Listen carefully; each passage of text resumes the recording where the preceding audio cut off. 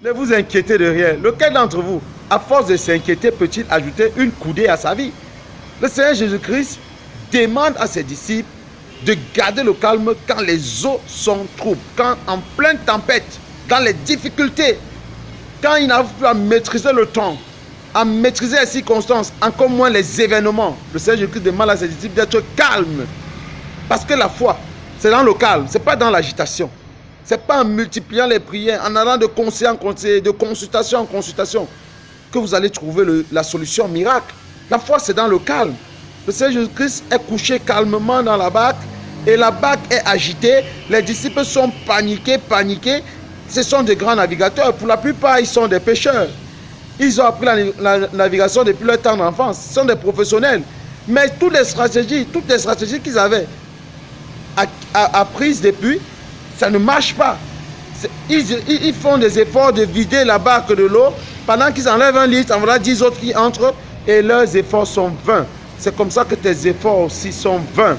Les efforts quand tu es dans l'agitation, ça n'ajoute rien. Au contraire, ça empire la chose parce que tu es en état d'alerte, tes émotions étant excitées, tu n'es pas tranquille, tu perds ta paix.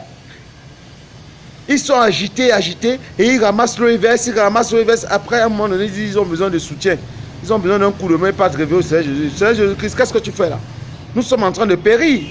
Il se lève, il leur dit, homme de peu de foi, comment voulez-vous réduire la divinité à un être humain?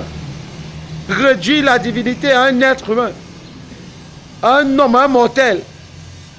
Ça ne fait pas encore plus de 6 heures que vous êtes envoyé en mission 72. Vous êtes rentré en disant comment les démons vous étaient soumis à cause de l'autorité que vous avez remis. Et maintenant, vous êtes tous paniqués à cause d'une tempête. Le Seigneur Jésus va se lever, il va imposer le calme. Son calme, sa sérénité, là, il va imposer ça à la tempête. Il va imposer ça au flot et les flots vont se calmer. Ils seront tous là, les yeux éclatés là. Éclatant, wow. Qui est celui-ci à qui même obéissent la tempête et la nature? Mais leurs agitations, ça ne faisait qu'agiter davantage la tempête parce que la tempête était là pour les agiter. Et pendant qu'ils agitaient, ils s'agitaient. Alors la tempête continuait à s'agiter également parce que c'était ça le but. Mais le calme du Seigneur Jésus-Christ, il a imposé ça par la foi. Et la tempête s'est calmée. Tout est revenu à la normale. Toi, puisses-tu être comme le Seigneur Jésus-Christ, garder ta sérénité? Il y a quoi? Il y a quel problème que tu n'arrives pas à résoudre? Et que tu es paniqué parce que les délais sont proches ou quoi?